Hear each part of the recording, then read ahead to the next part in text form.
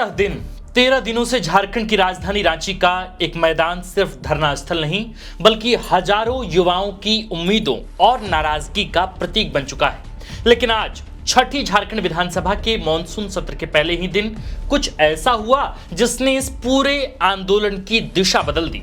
एक तरफ विधानसभा के भीतर विपक्ष ने काली पट्टियां पहनकर सरकार के खिलाफ प्रदर्शन किया, दूसरी तरफ सरकार ने पहली बार आंदोलनकारी छात्रों से औपचारिक बातचीत का रास्ता खोला और इसी बीच छात्रों ने भी सरकार के सामने सिर्फ कुछ मांगे नहीं बल्कि पूरे भर्ती तंत्र को बदलने का एक विस्तृत एजेंडा रख दिया। यानी सवाल अब सिर्फ 14वीं जेपीएससी परीक्षा का नहीं रहा, सवाल है कि क्या झारखंड की पूरी सरकारी भर्ती व्यवस्था बदलने वाली है, और उससे भी बड़ा सवाल क्या इतने दिनों से चल रहा यह आंदोलन अब खत्म होने वाला है या असली संघर्ष अभी बाकी है। आज इसी पर विस्तार से बात करेंगे, लेकिन इससे पहले कि वीडियो की शुरुआत हो, नमस्कार, प्रणाम, जोहार स्वीकार कीजिए। हमारा नाम आकाश आनंद है और आप देखना शुरू कर चुके हैं द फोर्थ पिलर .लाइव। आज हम सिर्फ यह नहीं बताएंगे कि आज क्या हुआ, हम समझेंगे कि आज जो हुआ वह पिछले 13 दिनों की सबसे बड़ी राजनीतिक और प्रशासनिक घटना क्यों है। यह आंदोलन जुलाई के आखिर में शुरू हुआ था। शुरुआत में इसकी मांगे सीमित थीं। छात्रों का आरोप था कि जेपीएससी और जेएसएससी की विभिन्न भर्ती परीक्षाओं में गंभीर अनियमितताएं हुई हैं। पेपर लीक के आरोप लगे, भर्ती प्रक्रिया पर सवाल उठे और सबसे ज्यादा चर्चा 14वीं जेपीएससी प्रारंभिक परीक्षा को लेकर थी। छात्रों की मांग थी कि परीक्षा रद्द हो, पूरे मामले की जांच सीबीआई से कराई जाए और दोषियों के खिलाफ कड़ी कार्रवाई हो। लेकिन जैसे जैसे दिन बीतते गए आंदोलन का स्वरूप बदलता गया। धरना, फिर आमरण अनशन, फिर अलग अलग छात्र संगठनों का जुड़ाव, फिर देश के दूसरे राज्यों से समर्थन और अब सरकार को बातचीत की मेज तक आना पड़ा। आज सरकार ने साफ संकेत दिया है कि वह संवाद के जरिए इसका समाधान चाहती है। इसके लिए 4 मंत्रियों की एक समिति बनाई गई है। वित्त एवं संसदीय कार्य मंत्री राधाकृष्ण किशोर ने कहा है कि सरकार छात्रों की मांगों के प्रति संवेदनशील है।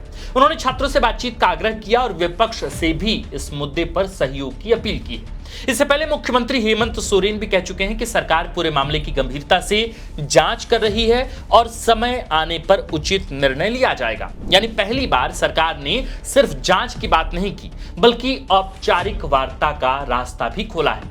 लेकिन यहाँ कहानी में सबसे बड़ा मोड़ आता है। सरकार ने बातचीत का प्रस्ताव दिया तो छात्रों ने भी बातचीत के लिए हामी भर दी, लेकिन उन्होंने अपनी कोई मांग वापस नहीं ली, बल्कि बातचीत शुरू होने से ठीक पहले उन्होंने एक विस्तृत डिमांड चार्टर जारी कर दिया है।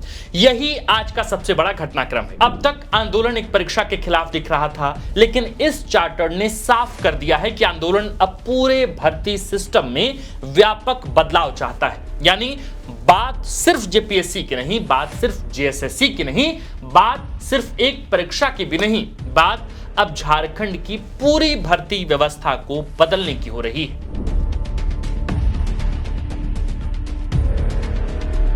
अगर आपको लग रहा था कि यह आंदोलन सिर्फ एक परीक्षा रद्द कराने के लिए है तो शायद अब आपको अपनी राय बदलनी होगी, क्योंकि सरकार से बातचीत शुरू होने से ठीक पहले छात्रों ने जो डिमांड चार्टर जारी किया है उसने साफ कर दिया है कि यह लड़ाई अब सिर्फ 14वीं जेपीएससी परीक्षा की नहीं रही, अब यह पूरे भर्ती सिस्टम को बदलने की मांग बन चुकी है। इस चार्टर में सबसे पहली मांग है 14वीं जेपीएससी प्रारंभिक परीक्षा को रद्द किया जाए। लेकिन यही बात खत्म नहीं होती।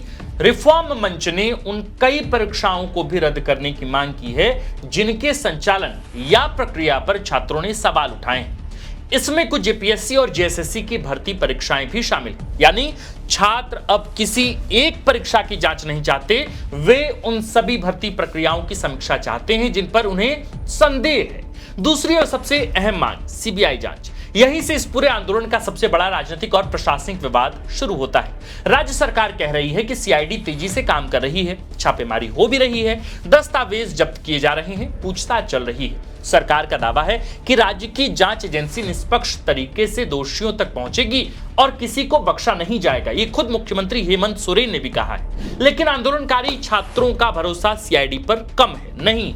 उनका कहना है कि जब आरोप राज्य की संस्थाओं और भर्ती प्रक्रियाओं पर है तब जांच भी ऐसी एजेंसी करे जिस पर किसी तरह का राजनीतिक या प्रशासनिक प्रभाव ना हो। इसलिए वे लगातार सीबीआई जांच की मांग दोहरा रहे हैं। यही सरकार और छात्रों के बीच सबसे बड़ी दूरी दिखाई देती है। लेकिन डिमांड चार्टर में सिर्फ जांच की मांग नहीं, असल कहानी उसके बाद शुरू होती है। छात्र चाहते हैं कि भविष्य में भर्ती परीक्षाओं का पूरा ढांचा बदल दिया जाए। वे चाहते हैं कि परीक्षा आयोजित करने के लिए निजी एजेंसियों पर निर्भरता, डिपेंडेंसी खत्म हो, कट ऑफ सार्वजनिक हो, ओएमआर शीट उपलब्ध कराई जाए, स्कोर कार्ड जारी किए जाएं, नॉर्मलाइजेशन की प्रक्रिया पूरी तरह से ट्रांसपेरेंट हो, हर साल तय परीक्षा कैलेंडर जारी हो, पेपर लीक जैसे मामलों की सुनवाई के लिए फास्ट ट्रैक व्यवस्था बने और सबसे महत्वपूर्ण, जेपीएससी और जेएसएससी जैसी संस्थाओं में ऐसी नियुक्तियां हों जिन पर राजनीतिक प्रभाव का आरोप न लगे। यानी अगर इन मांगों को एक साथ देखें, कोलैब करके देखें, तो यह सिर्फ विरोध नहीं,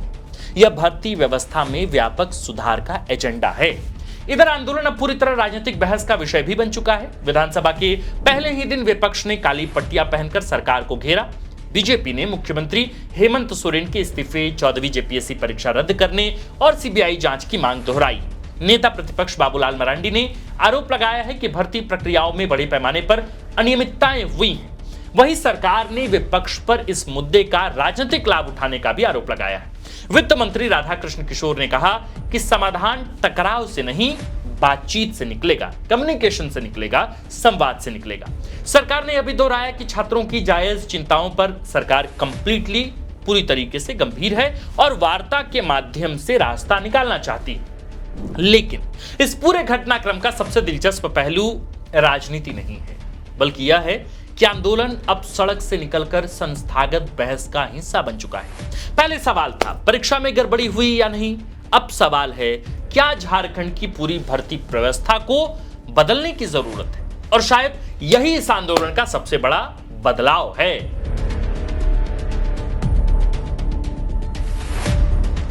तो अब सबसे बड़ा सवाल, क्या यह आंदोलन खत्म होने वाला है? इसका जवाब आज किसी के पास नहीं है दर्शकों, लेकिन आज की स्थिति को देखें तो आगे 3 संभावित रास्ते दिखाई देते हैं। कौन कौन सा रास्ता?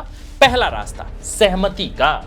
अगर सरकार बातचीत के दौरान छात्रों की कुछ प्रमुख मांगों पर ठोस फैसले लेती है, जैसे जांच की समय सीमा तय करना, भर्ती प्रक्रिया में सुधार का रोडमैप घोषित करना या परीक्षा प्रणाली में पारदर्शिता, ट्रांसपेरेंसी बढ़ाने वाले कदम उठाना, तो आंदोलन धीरे धीरे समाप्त हो सकता है। छात्र नेताओं ने भी कहा है कि उनका उद्देश्य आंदोलन करना नहीं है, बल्कि समाधान, सॉल्यूशन पाना है। इसलिए बातचीत सफल रही तो यह झारखंड की राजनीति में एक सकारात्मक उदाहरण बन सकता है। अब दूसरे रास्ते पर भी बात करते हैं। दूसरा रास्ता गतिरोध का, यानी बातचीत तो हो लेकिन कोई ठोस फैसला ना निकले, सरकार केवल आश्वासन देती रहे और छात्र अपनी मूल मांगों, खासकर सीबीआई जांच और परीक्षा रद्द करने के मुद्दे पर अड़े रहे। ऐसी स्थिति में आंदोलन और लंबा खिंच सकता है। विधानसभा सत्र के दौरान इसका राजनीतिक असर भी बढ़ेगा। सड़क और सदन दोनों जगहों पर यह मुद्दा लगातार गूंजता रहेगा। तीसरा रास्ता, उस पर भी बात करते हैं। तीसरा रास्ता है आंदोलन का विस्तार। यह सबसे महत्वपूर्ण संभावना है। अब तक यह आंदोलन मुख्य रूप से रांची तक सीमित रहा है, लेकिन अगर बातचीत विफल होती है और दूसरे जिलों के अभ्यर्थी, छात्र संगठन तथा राष्ट्रीय स्तर के छात्र समूह खुलकर इसमें शामिल होने लगते हैं, तो यह केवल जेपीएससी, जेएसएससी का मुद्दा नहीं रहेगा। यह देश में भर्ती परीक्षाओं की विश्वसनीयता पर एक बड़ी बहस का हिस्सा बन सकता है। कुछ संकेत अभी से दिखाई दे रहे हैं। देश के दूसरे राज्यों से समर्थन मिल रहा है। सामाजिक कार्यकर्ता, छात्र नेता और विभिन्न संगठन आंदोलन स्थल पहुंच रहे हैं। यानी कुल मिलाकर इस आंदोलन की कहानी अभी पूरी नहीं हुई है। लेकिन इन सब के बीच एक बात भूलनी नहीं चाहिए। हर राजनीतिक बयान, हर आरोप, हर प्रेस कॉन्फ्रेंस और हर नारे के पीछे एक सामान्य छात्र खड़ा है। वह छात्र जिसने वर्षों तक प्रतियोगी परीक्षाओं की तैयारी की, जिसने अपने परिवार की उम्मीदों को अपने सपनों से जोड़ा, जिसे न राजनीति चाहिए न टकराव चाहिए। उसे चाहिए एक ऐसी परीक्षा व्यवस्था जिस पर वह भरोसा कर सके। यही कारण है कि आंदोलन सिर्फ झारखंड की खबर नहीं, यह उस भरोसे की लड़ाई है जिस पर सरकारी नौकरियों की पूरी व्यवस्था टिकी होती है।